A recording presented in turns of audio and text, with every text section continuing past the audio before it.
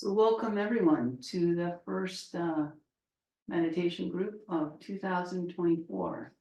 And may this be a wonderful year of us prioritizing our spiritual lives and making continued progress on the path. So with the close of 2023, this was the year that the Canmore Theravada Buddhist community had the great good fortune of becoming a monastery and opening the monastery. And so tonight I want to talk about that and some of the significance of that. So the talk tonight will be a little bit different than usual. Typically we try and gear it towards meditation and have it be practical about cultivating wholesome mind states and dealing with unwholesome mind states. Tonight's talk will be a little bit more information. And my hope is that tonight I will help everyone to get a bigger picture of where monasticism fits in to the Buddha's dispensation. And so I wish to entitle the talk tonight, Why We Need Monasticism. And hopefully I answer that question. And it's best to start answering that question with the Buddha's words. So there's a very long sutta in the long discourses, the Parinibbana Sutta. And pari means complete and nibbana is release. So the Parinibbana Sutta, very, very long sutta, and it's describing the last few months of the Buddha's life. And invariably, because it's the last few months of his life, he talks about his death quite a bit in this sutta. And there are two things that are significant that I want to highlight to start tonight. And the first is the Buddha recollects a statement that he made much earlier in his life, where he explains that he will not pass away.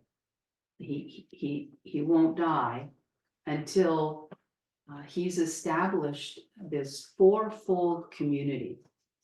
And I'll just read. So he's sort of like quoting himself from earlier in his life and making the point that this has happened now, so he can die. I will not take final nibbana till I have monks and disciples who are accomplished. I will not take final nibbana till I have nuns and female disciples who are accomplished. I will not take final nibbana till I have lay men followers. I will not take final nibbana till I have lay women followers who are accomplished, trained, skilled, learned, knowers of the Dhamma, trained in conformity with the Dhamma, correctly trained, and walking in the path of the Dhamma, who will pass on what they've gained from their teacher, teach it, declare it, establish it, expound it, analyze it, make it clear, till they shall be able by means of the Dhamma to repudiate false teachings that have arisen and teach the Dhamma of oneness effect. So this was a huge goal of the Buddha, was to establish this fourfold community. And the four folds of the community are fully ordained monks and bhikkhus in Pali, fully ordained women, bhikkhunis in Pali, and accomplished lay men followers, accomplished lay women followers. And in the Buddha's vision and in the Buddha's dispensation, there are these four aspects of a complete community that is whole and intact and able to sustain and perpetuate itself. It's like four legs of a table, four wheels of a vehicle, and each one is unique and distinct, and each one is necessary. And so the Buddha was not ready to die until this had been established, and it had been established in the time of the Buddha. There were fully ordained, fully enlightened monks, bhikkhus, fully enlightened bhikkhunis, and many male lay followers that were well on their way and experienced different stages of awakening, and the same for the female followers. And the second thing that the Buddha says in this long sutta about his death that is important for us tonight is he talks about, there was concern about who will be the leader of the order, of the community once you die. And it's interesting. There is no, he doesn't pass the baton. There is no pope. And the Buddha said to Ananda, his chief attendant, Ananda, it may be that you will think the teacher's instructions will cease. Now we have no teacher once I die. It should not be seen like this, Ananda. For what I have taught and explained to you as Dhamma and discipline, at my passing will be your teacher. So this is the teacher, this is the leader of the Buddha's community. Then, right after his death, up until now, it's the Dhamma and the discipline. So the Dhamma are the suttas. And this is, we have this, we're quoting them all the time in these different Nikayas, these different collections, the numerical collection, the long discourses, the middle length, the connected. And then the discipline is something called the Vinaya. And the Vinaya is all of the rules for the monks and all of the rules for the nuns. Vinaya is a Pali word. It actually literally means leading out, leading out of suffering. So I want to speak about this first point first, and the second point second. Very clever. Okay, so the first point, that we need these 4 wheels on this vehicle. We need these 4 legs. And so it was this way for like over 1,000 years, 1,500 years after the Buddha's passing. And there were splits in Buddhism early on, splits into different schools. And sort of what's remaining today from these splits, the main groups are the Mahayana, which has the Vajrayana in it. So Mahayana is sort of in the more northern Asia, China and Taiwan, and the Vajrayana, which is part of Mahayana, is Tibetan Buddhism.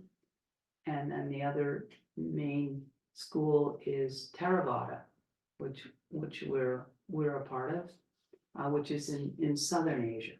The main countries are Sri Lanka, Myanmar, and Thailand. And Sri Lanka was a very a huge stronghold for monasticism and for Theravada Buddhism. The country is like 90, maybe 98% Theravada Buddhist. And the bhikkhunis were very, very strong in Sri Lanka up until about 1,000 years ago. And then what happened was, I'm not gonna like shock anybody by saying we live in a rather patriarchal world, and so all through the Buddhist dispensation, nuns have not received as much support. They've not received as much respect as monks. And this is not an issue with Buddhism. This is an issue with patriarchy, with like the world. So about 1,000 years ago, through war and famine, when the society in Sri Lanka became very, very, very pushed to the edge and strapped, there was not the ability to support these alms mendicants, support monks and support nuns, and monasticism died out for a generation or two in Sri Lanka. And this is around maybe 1200, 1300, 1400. And so the monks order was reestablished by Sri Lankan practitioners going to Thailand, receiving ordination and bringing it back. But this did not happen with the nuns. And then there became kind of a party line. I'll back up a little bit just to explain something so you understand. When the Buddha established the Dhamma, when he began, preaching right away, people were wanting to ordain, and these first people that ordained were all male.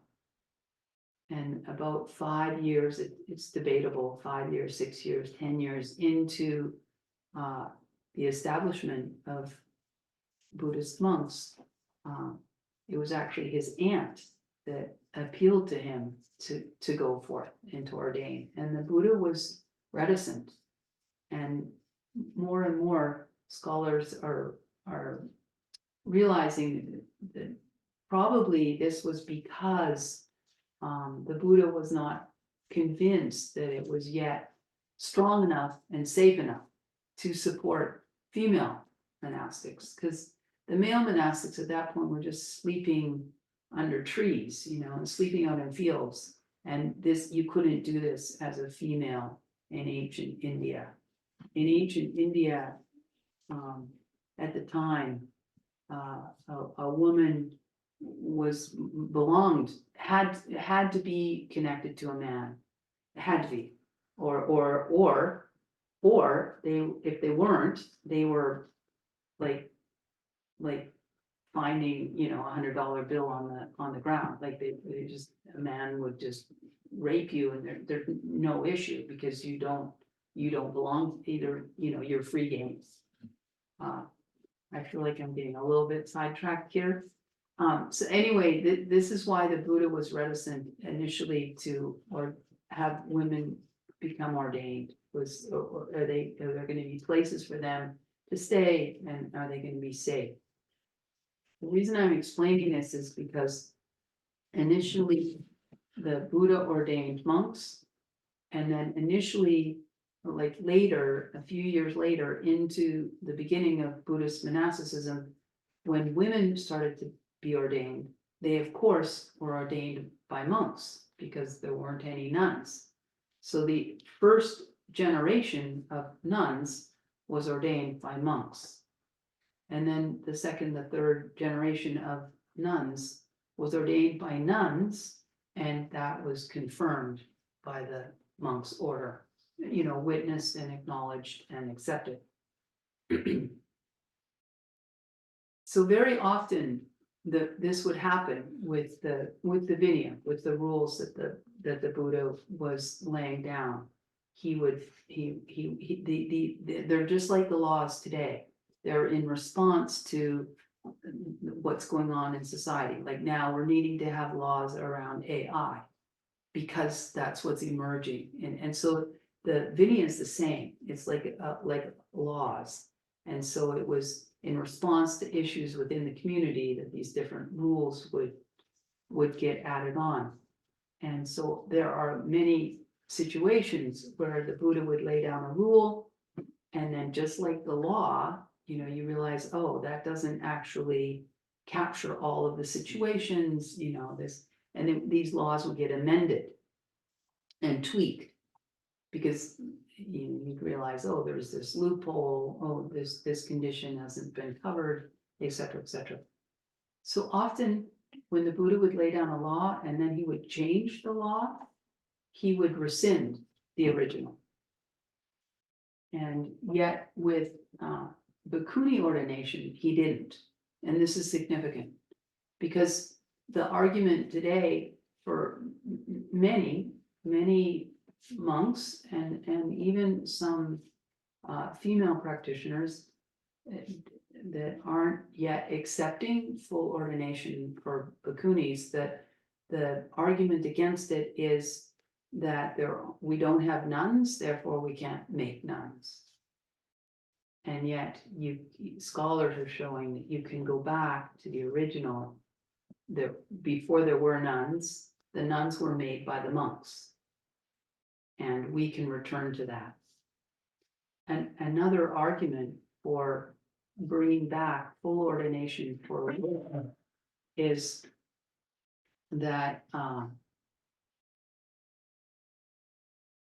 that there are nuns, there are many nuns in North Asia, in particular, in China, in Taiwan. In Taiwan, there are actually more nuns than there are monks. The Bhikkhuni order is stronger in Taiwan. Only place in the world where the bhikkhunis are stronger than the bhikkhus. And some push back against this because they say, well, those nuns are from Mahayana, they're not Theravada. But the fact is, historically, those nuns, those Mahayana nuns, received their ordination actually from Theravada nuns, from Sri Lanka, almost 2,000 years ago, through the Silk Road. And the ordination is basically the same. So I'm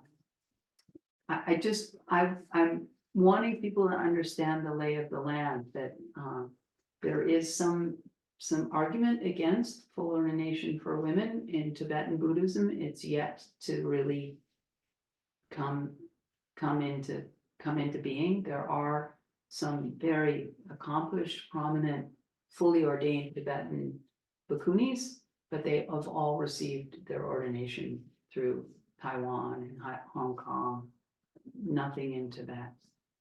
In Myanmar, it's illegal for women to be fully ordained.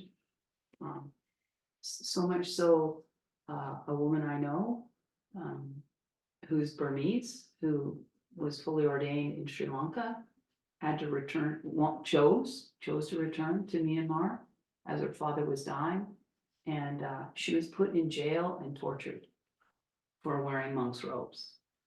So I just want people to know, and even here in Canada,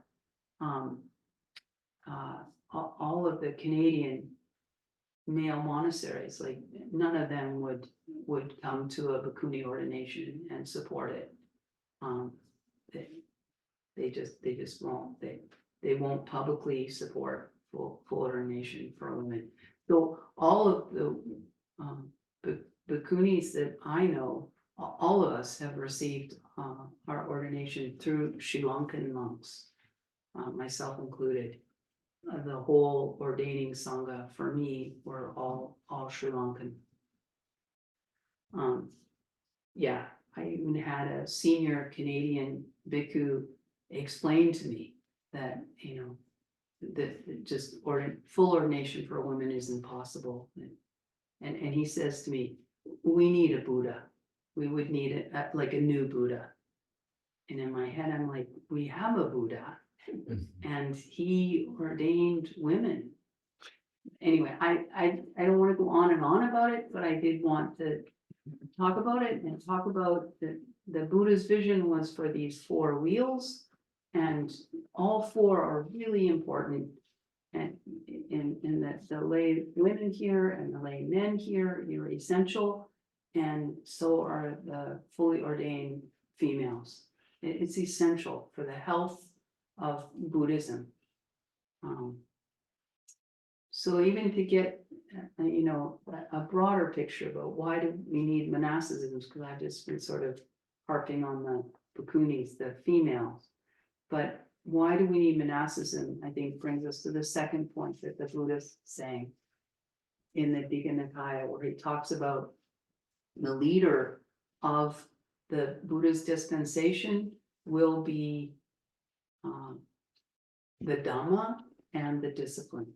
It will be the Buddha's teachings that we are usually always talking about, and then the discipline, which I almost never talk about, and I'm going to talk a little bit about tonight. So this Vinaya, um, there are many reasons why the Buddha set it up like this.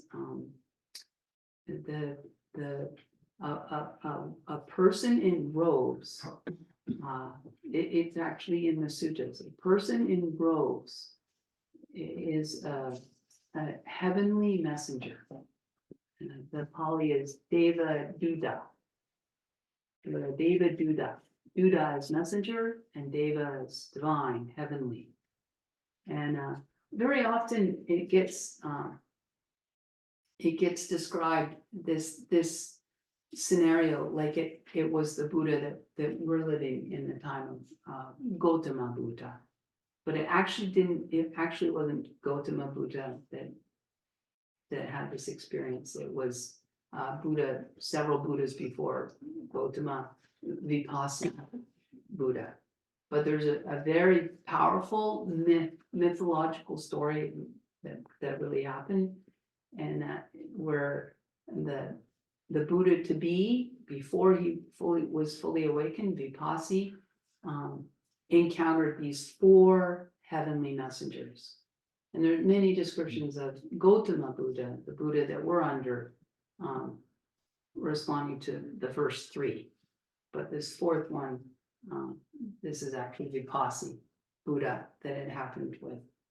And so the first 3 are aging, sickness, and death. These are heavenly messengers to wake us up to our situation. And then, and so always with the Buddhist scriptures, it's the bad news and then the good news. So there's the aging, sickness, and death. And then there's this 4th divine messenger. And that's when Vipassana, the Buddha to be, sees a recluse, sees an ascetic, sees a person in robes, sees a person that's dedicated their whole life to spiritual cultivation and spiritual development, and sees the serene complexion and the ease of well-being, and becomes completely inspired and motivated. It's the divine messenger. And I dare say, it's possible. I know for myself, I can distinctly remember the first time I saw a Buddhist monk, and the first time I saw a Buddhist nun. The first time I saw a Buddhist nun, I was picking her up at the airport, and I was so excited. And so then I'm driving down the road in Vancouver, and I'm just like staring at her like, there's a nun in my car, a nun in my car, and I almost crashed the car. I got it together. But yeah, it is this divine messenger.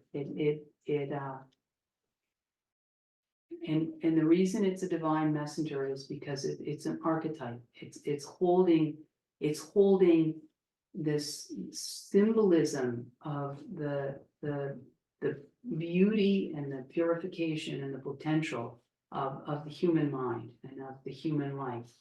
And it's an ideal.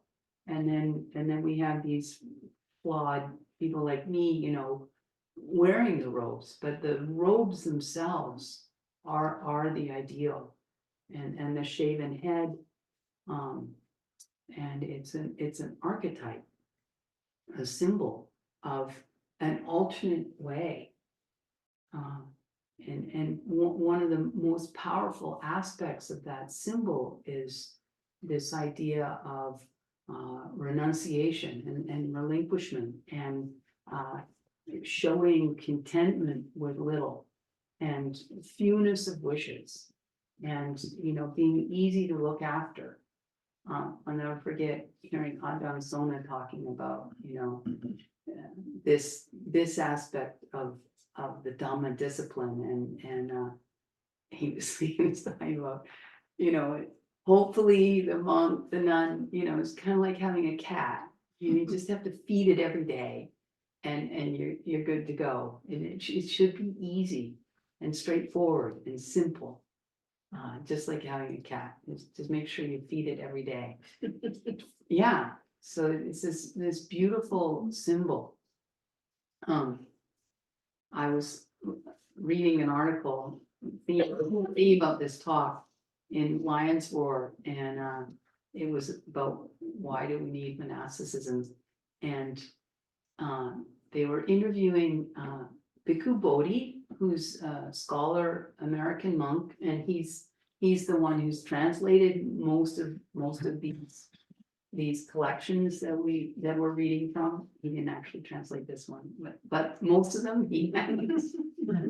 And then also Ayya Ahimsa was being interviewed, and she's a senior American bhikkhuni in California, and also was in the interview was Robert Thurman, and he is a scholar, professor at Columbia, I'm pretty sure he's a professor at Columbia of Indo-Tibetan studies. Incidentally, he's also Uma Thurman's father, but that makes him a little sparky for me, but anyway. And then Zen abbot of a monastery in Oregon, very, very wonderful monastery called Great Vow Monastery. And her name is Jason Bays. And the reason she talks about this, this symbolism and this alternative to consumerism, capitalism, this alternative way of life. And believe it or not, they're starting to go to career days and setting up booths, career as a mystic. And they'll have these booths, and she was describing they were at the University of Portland, and they plunked them right next to the CIA. Or, a career in monasticism. And she said, there's this tremendous response, like very, very refreshing. She said even like the military booth people and the police booth people came and were appreciative of this alternative. It's very, very necessary, and it's very powerful, and I don't know how much it's appreciated here in this non-Buddhist culture. But it's appreciated enough in Canmore that there's a bhikkhuni monastery. It's a very, very, very big deal. And we're part of something bigger than just us and just our own meditation practice. And it's, I'm hoping that you come to understand that a little bit more and get fired up about it and inspired. The Vinaya, this discipline. So a typical lay Buddhist will be on 5 precepts: not killing, not stealing, not misusing their sexual energy, not lying, and not partaking of intoxicants, any drink or drugs that will lead to mindlessness, heedlessness, carelessness. There's 5 precepts.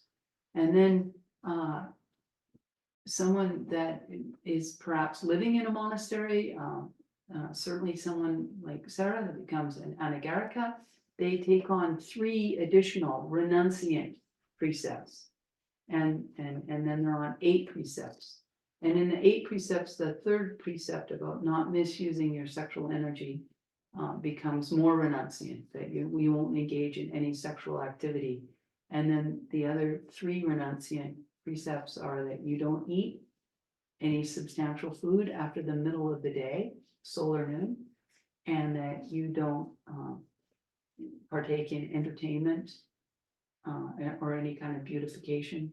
And then the 8th renunciant precept is just that you don't, it's not that hard to keep. You don't lie around on high-end luxurious beds. It's kind of like, well, sort of convert it to like more of a devoted devoted to wakefulness, not lazy and negligent. Then, if Anagarikasera goes on to become a novice nun, a seminary, she will then take 10 precepts. And the additional precept is a game changer. And she will then wear this color robes, and she'll actually be a nun. Sorry, I mean, she's like trying it out, in the white. It's actually more comfortable in this one. But the big switch there is that she gives up money. So when you go to 10 precepts and you enter the ordained sangha, you relinquish money, and you relinquish your personal assets, and et cetera, et cetera. And this is a big shift. And then you really become alms mendicant, or you are dependent. So we have this reciprocity. We have this is the way the Buddha set it up, this beautiful, interdependent relationship, where in the ideal world, the monks and the nuns are developing themselves, they're practicing a higher level of renunciation and a simplified, streamlined life, and they're cultivating wisdom and spiritual insight, that then they can share this spiritual food with the community, and then the community in turn is feeding the physical food of the monastics. So when you take these 10 precepts, you become alms mendicant, and then the community is providing these, the Buddha calls them 4 requisites. He's such a genius. I mean, he knows you must have these 4 basic areas of your life covered if you're going to be freed up to cultivate the mind, and it's food, clothing, medicine, and housing. These 4 basic human requisites. And then if you go on to become fully ordained, it's a little bit of a jump. 5, 8, 10, and then I have 311. The monks have 227, but we get 311. And that sounds a little bit like daunting, but it's not, because many of these are lesser rules, many of them are minor rules. There's a lot of rules around cloth, because cloth was very, very hard to come by, and very valuable in the time of the Buddha. And lots of these rules are around comportment, and lots of these rules, some of these rules that they're from a different time and a different culture, and they don't even come into play in, so I mean, I know them and I recite them, but I've not had to worry about, I'll give you an example. One is that if I go and visit an army, I'm only supposed to stay 3 nights. This is a rule I have not had trouble keeping. It's irony, and there are lots like that, about how much plaster I'm allowed to put on, I can't be in an unplanked loft, they're really out there, not hard to keep. But the ones that the game changer when you become an alms mendicant is the giving up of the money. And then I would say the big thing when you become a bhikkhuni, become fully ordained, and this is the same for the bhikkhus, are the rules around food, that are impactful on your life. So as a fully ordained bhikkhuni, I'm not to store food overnight, and I can't actually eat anything that's not physically put into my hands. So these are incredibly powerful teachings. It's almost a mystery how it all works. I've heard someone talk about the, stepping into the vinaya and stepping into community life, ordained life, as being like going into a rock tumbler. And it is. You go into a rock tumbler and you get bumped around, but all your rough, sharp edges get, hopefully polished off. And if you do have the great fortune to be around someone that's been in the ropes for a long time, and they'll often wear the ropes very, very naturally, very easily and naturally, and they're like a river rock. They're just smooth, sorry, smooth and easy, like to be around, to be with, and hopefully there's, like a lot of joy and ease. You have this great opportunity to just really simplify your life. And then there's this amazing learning that happens about what is freedom, Here in North America, we just think so much of freedom as being, the freedom to do this or do that, or buy this or buy that, or go here or go there, and get what I want. This is our freedom, and it's backwards. Ajahn Brahm has a beautiful expression that it's not freedom of desires, like freedom that I can just go and do it what I wish when I wish. It's not freedom of desires, it's freedom from desires. And this is very powerful. And then you have this opportunity to practice as a fully ordained person. It's just the way the Buddha set it up. So I don't have the freedom to go down, and open the fridge and when I feel like eating, I like this is gone.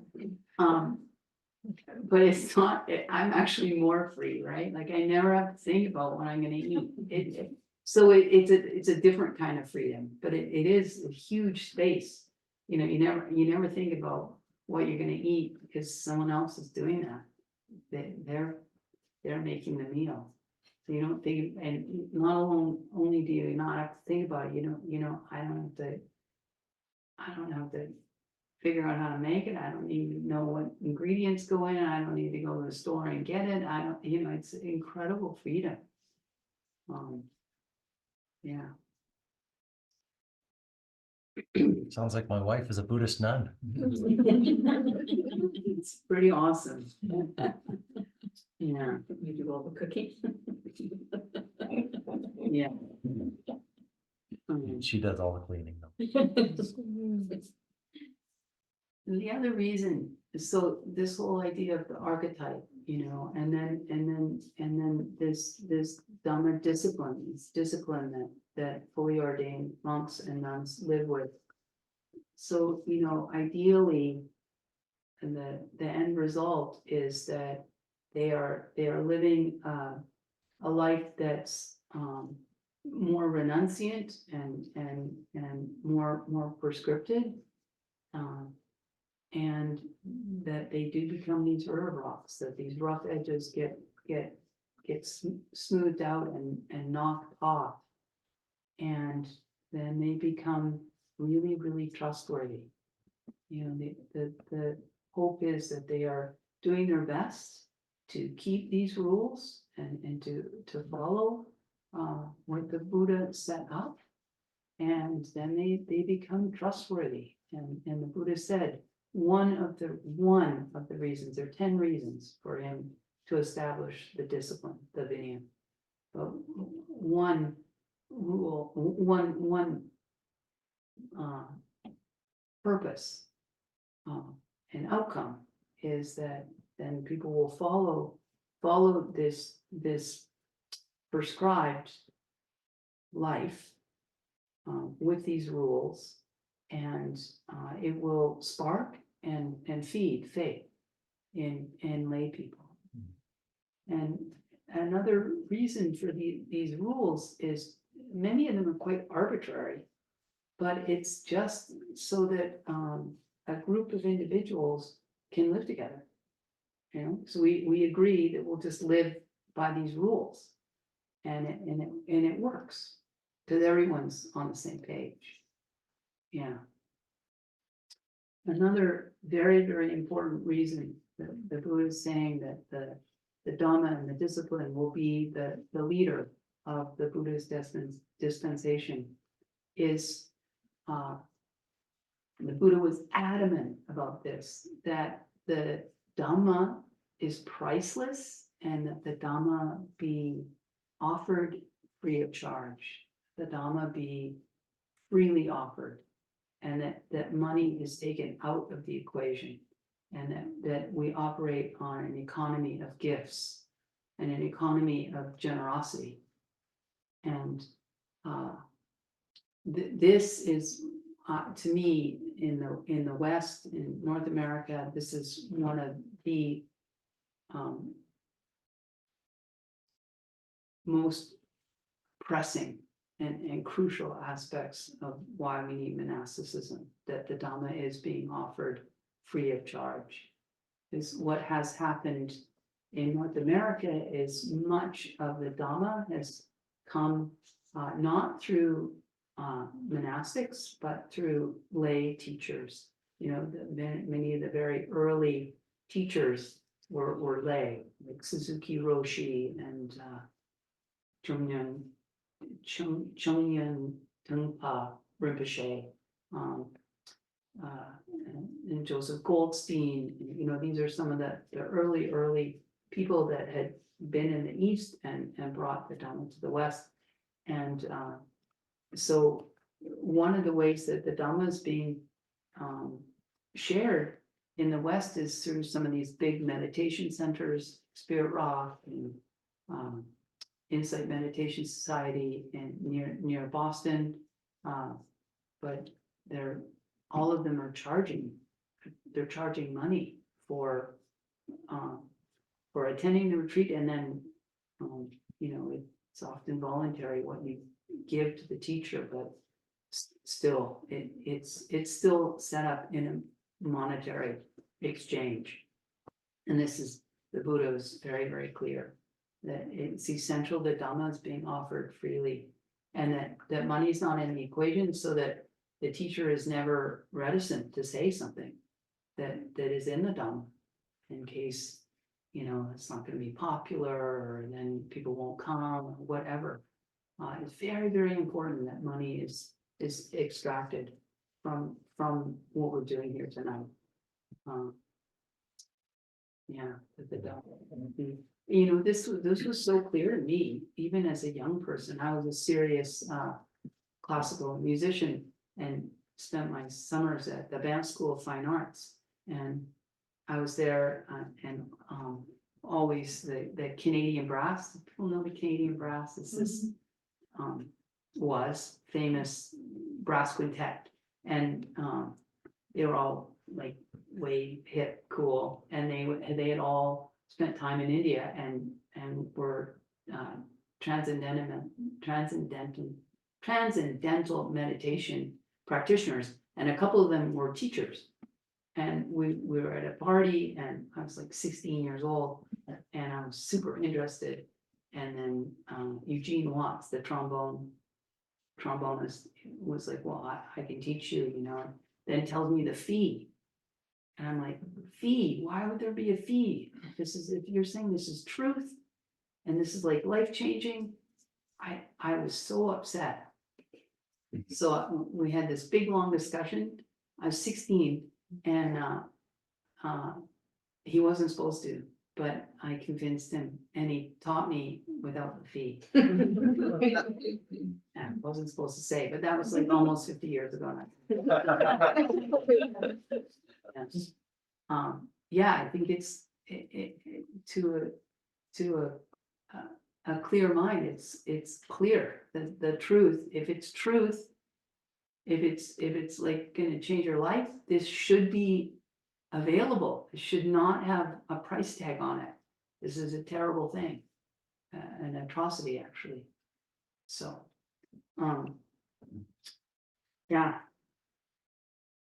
So I think that is what I wanted to share. The thing is just this whole reciprocal relationship and, you know, people entering ordained life, prayerfully, Sarah,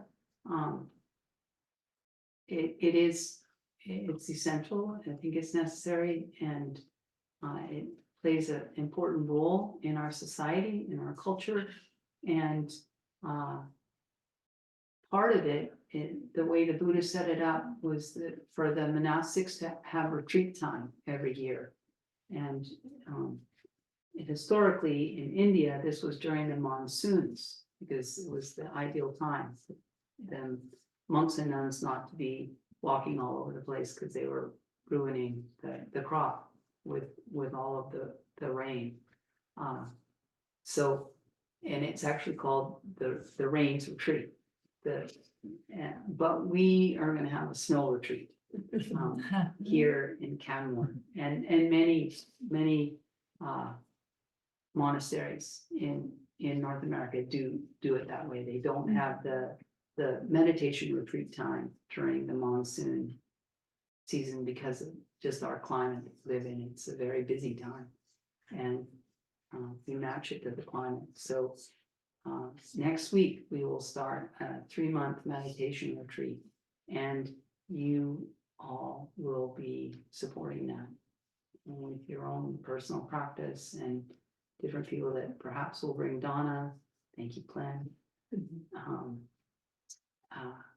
Yeah, and then hopefully we emerge in April purer and wiser. So that's all I wanted to share tonight. I know it was a lot of information and not like incredibly practical, but hopefully it gives a big picture, a context that's inspiring. And I definitely want to leave time for anyone to ask any questions about the Vinaya or anything else I said tonight or anything. And just before, I just want to make it very clear that during this winter retreat, these groups will continue to happen. Our board members are going to be offering talks, so please keep coming Tuesdays and Fridays because this meeting will continue. Great. Laurent. Wondering if is it too far-fetched to think that eventually a bhikkhuni could ordain a monk, or would that even be impossible completely? Yeah, it's not the setup, because it is coming from ancient India. And the Buddha in his genius, it's incredible. The bhikkhunis, you know, it was totally radical what was happening, because the bhikkhunis had their own monasteries, they were building buildings, and but they were always connected to a bhikkhu monastery. So, because the Buddha knew that a female needs to be connected to a male in that culture, and so we still have those rules that, you know, I'm supposed to at the end of like the rains retreat, I should approach a bhikkhu and have a ceremony. We receive teachings from a bhikkhu every moon day. This is one of our rules. So no, there'll never be a bhikkhuni ordaining a bhikkhu.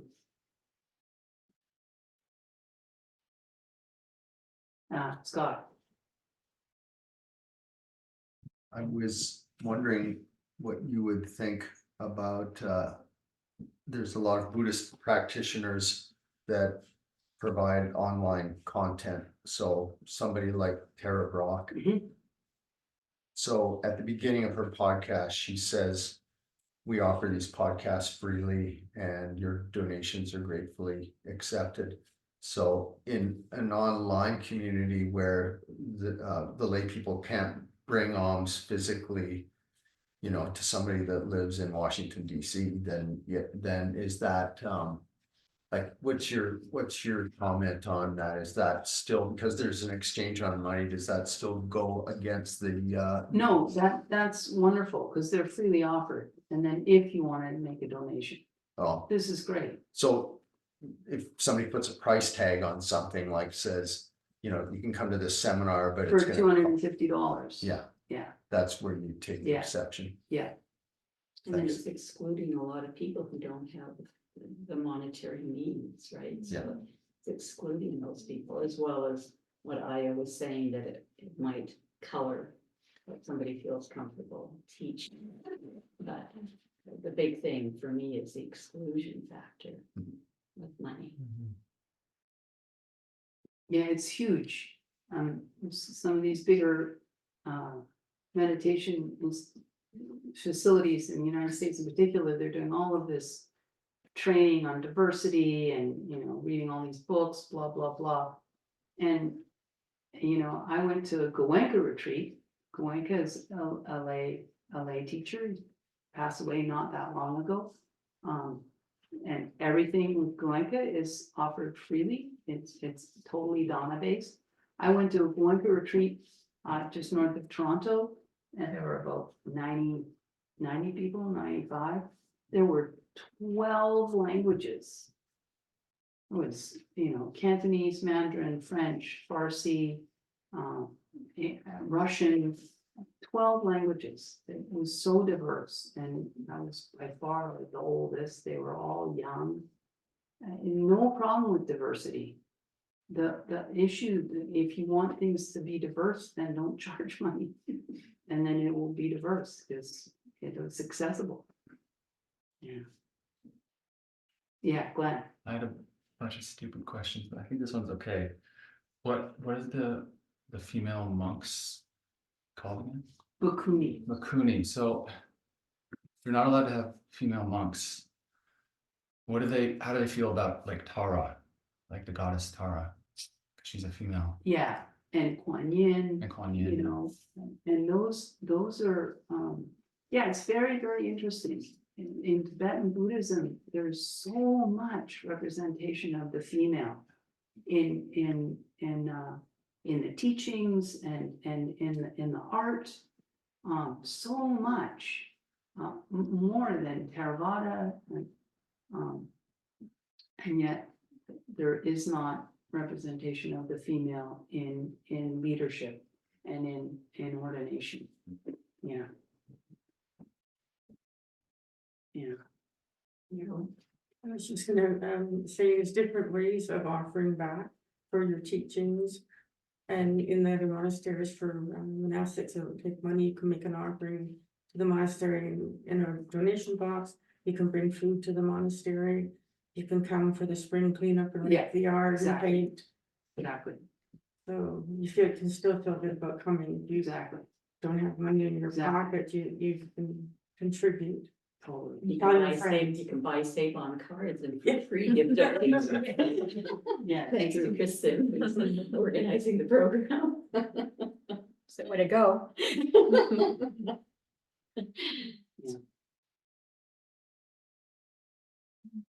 Catherine, I think just a comment from someone who's studied yoga, which has a lot of similarities with like 30 some years.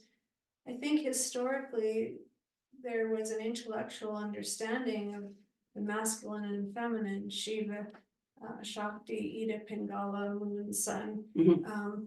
Like that was no problem. It was more culturally in the human world, not the intellectual world where the problem was laid. yeah, and that syncs up with Glenn's comment, yeah. Because Hindu Brahmins were just male, right? Mhm. As far as Yeah. Leslie, Do we know how the Bhikkhuni Sangha petered out or ended?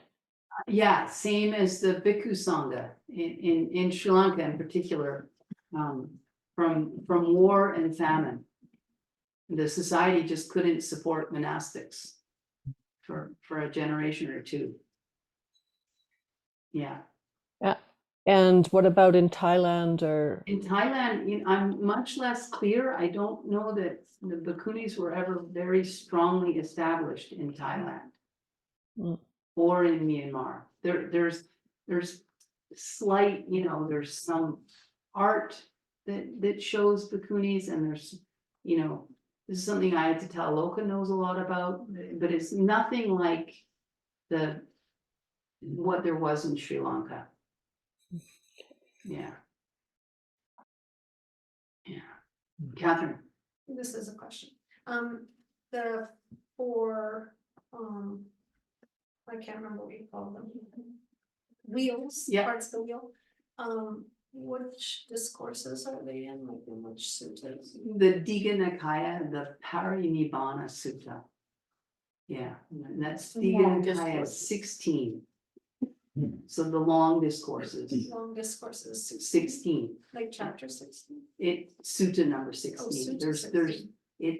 they're long, and Yeah. there's 33 suttas in that collection, Right, and it's number 16. okay. Yeah.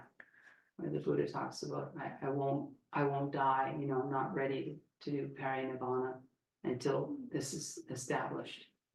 Yeah. Yeah. Yeah. Yeah, Melissa. What about the Vipassana meditation centers? Like you usually have to pay to go to those, but I don't know if that's just for room and board and not for the teachings themselves. If it's Goenka, it's free. Yeah, I don't know, I haven't ever looked into one, but I've heard of them, like there's like some in BC and Ontario. And That's Goenka, and they're free. Okay. Yeah. Yes, When you want to go to Buddhist center and learning, Sri Lanka is best. is that a question? Yeah, Oh, no, I think there's great places in Thailand as well, and even Myanmar. no, Yeah. I'm sorry because I'm interested about Sri Lanka also, and because they teaching mindfulness also and yoga, and that's why I'm interested. Like if they teaching the Buddhism also. Yes, totally, Sri Lanka, Yes, it's like 98% Buddhist country. Yeah, great place to go. Yeah, Okay, thank you. okay, we're at time. Does anyone have any other questions? I thought there'd be a lot more questions about the rules and everything. Yeah. I'm just curious to know how long you've been ordained. Okay, so I left to go to the monastery 12 years ago. Okay. 12 years ago this month. And I will share. You know, the hard part for me is I had two kids. I mean, they're still alive, thankfully. But they were 22 and 24 at the time, and just finishing university. And it was just hard, you know, it was hard for all of us. And it was early in the morning, they took me to the airport and we're all crying, and it was just backwards, right? The kids are taking the mom and the mom's leaving. Yeah, but I will say, they gave me a card. And my daughter had had the card for 2 years. She got it, I mean, they knew I was planning to be a nun. And it's a picture of a hut on a beach. And it says on it, there's only one success: to be able to spend your life in your own way. Yeah, so they were so generous. And my son, 24, and he goes, I feel you often support, I always supported him, but anyway, I feel you have often supported me in everything I did, and I'm happy to support you, even if it means taking half your worldly possessions.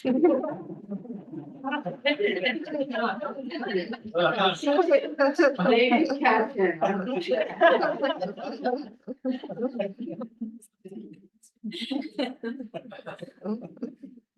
Keep it all there. There.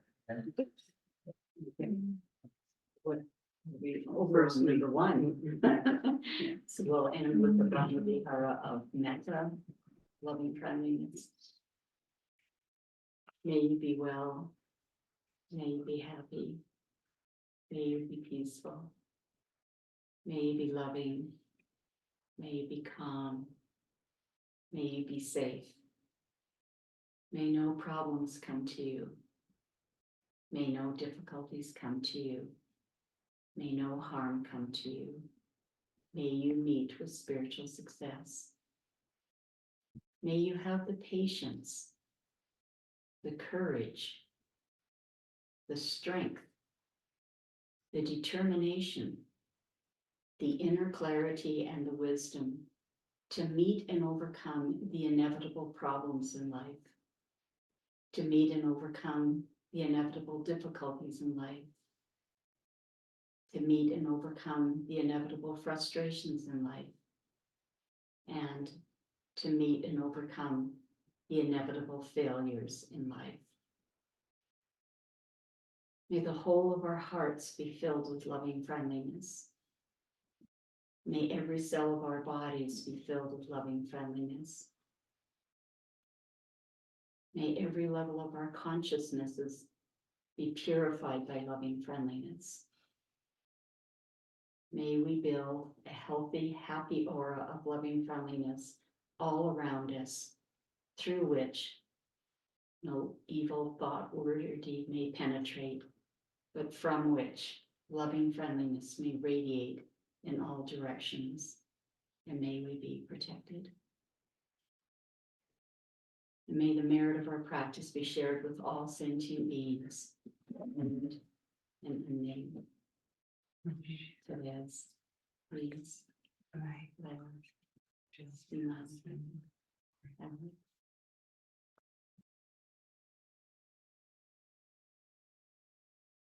May all things be well and happy. Thank you. And we need to introduce Oh, yeah. Virginia in the gold here. She's come for 3.5 months to shop and cook for us while we're on retreat. And she'll be joined by Grace in a few days, hopefully Wednesday. Yeah, tomorrow.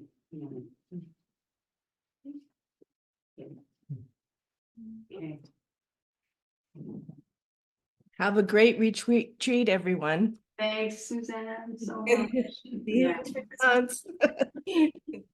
See you on the other side. Oh, no, we'll be here tomorrow. We'll be here next Tuesday, Yes. Yeah. Next Tuesday. the night before. Bye, everyone. Okay, bye-bye.